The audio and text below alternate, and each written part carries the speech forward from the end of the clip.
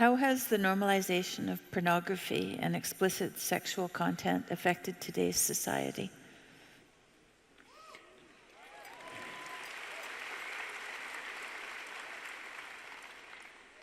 Well, I'll tell you something that you might not know. This is quite interesting. So, I studied antisocial personality for a long time, mostly at McGill, although I kept, so that was for about 7 years. And then I kept my hand in the literature for decades after that. And I studied male antisocial behavior and female antisocial behavior. The patterns they overlap, but they have their distinctions. And I know there's a constellation of symptoms, so to speak, that make up criminal behavior and its precursors. And the essence of criminal behavior is predatory parasitism. And so that's really the definition of psychopathy. So a predator is obviously someone who will take from you what is yours. And a parasite is someone who will manipulate you into working for their advantage. And a predatory parasite is a psychopath.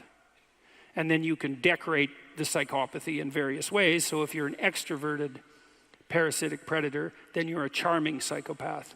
And if you're an extroverted, non-neurotic predatory parasite, then you're a fearless, charming psychopath. And that would make you a movie villain, right? Because the psychopaths that you see portrayed as supervillains in some sense are extroverted, non-neurotic, so fearless, predatory parasites. And they have the same charm that a cobra has. And so, now most people who are antisocial aren't antisocial to that degree. There are other patterns of behavior and attitude that are associated with that tilt towards criminal exploitation. And one of them is early sexual experience and multiple sexual partners. And so it turns out that the constellation of symptoms that's associated with criminality and its extension into psychopathy is also associated with short-term mating strategies, promiscuity. So what does pornography do? Well, that's pretty self-evident once you know those other facts. It's like it tilts people hard towards a short-term mating outlook, and that's a bad idea.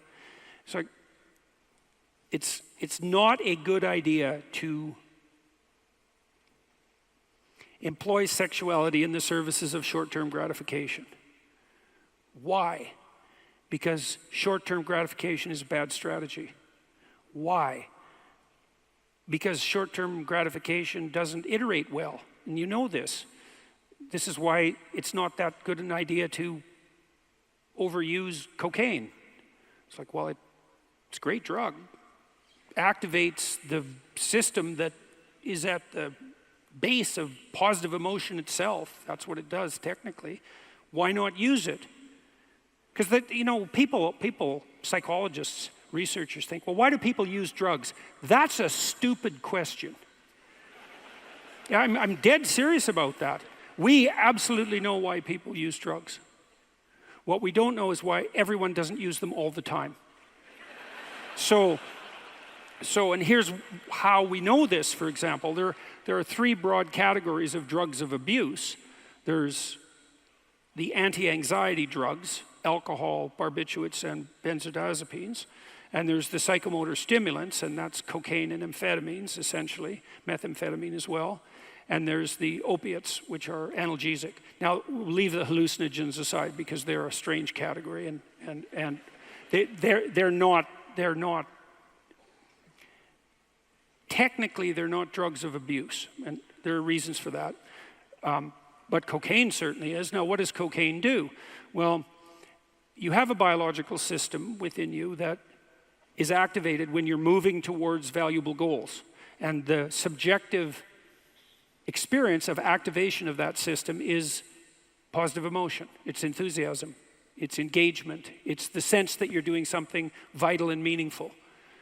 And cocaine and drugs like it activate that system. So it's no mystery at all why people will use cocaine. Well, so what happens if you use it all the time? The answer is you go downhill very, very rapidly. And short-term impulsive hedonic gratification is not a strategy that iterates well across time. And short-term sexual gratification strategies have exactly the same problem. Now, imagine, this is happening more and more commonly, by the way.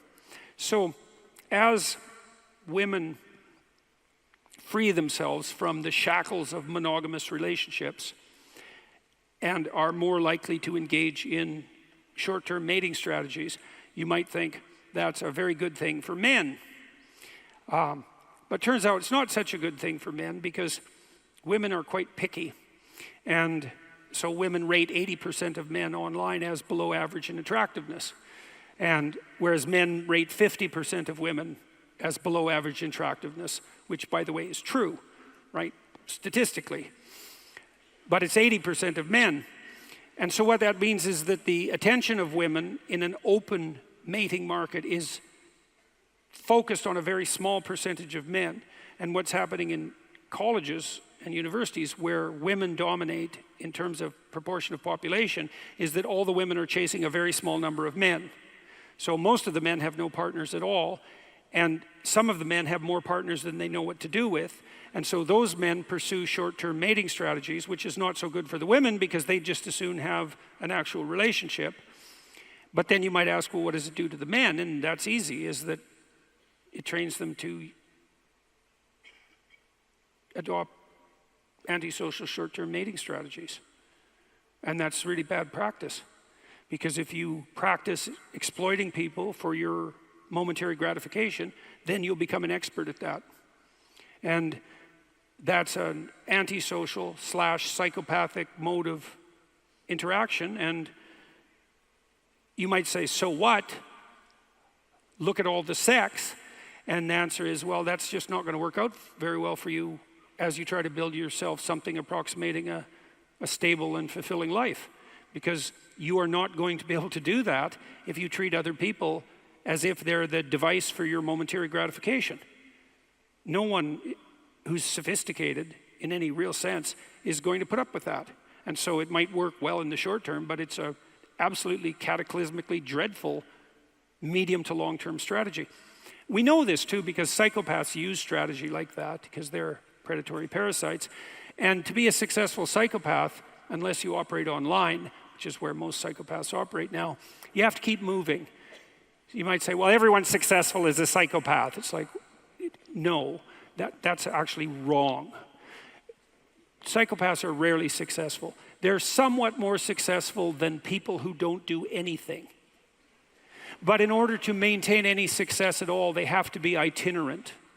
Because if you're a predatory parasite and you manipulate other people, they figure it out and then they remember who you are, and people are very good at remembering those things. And then your reputation is damaged as a consequence of the truth.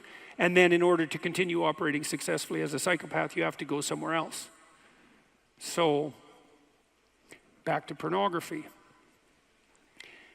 Well, first of all, it's a surfeit of hedonistic pleasure. It's whim-based.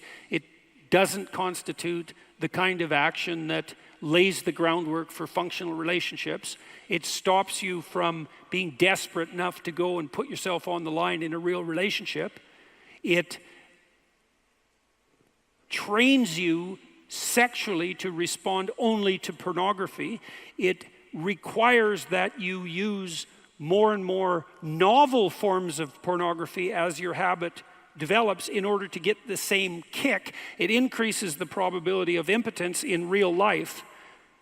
There's nothing about it that's good. And then the fact of its wide distribution online, let's say, also entices girls into the kind of quasi-prostitution that characterizes, OnlyFans and sites like that. So, no, this isn't a good thing. It's not a good thing. So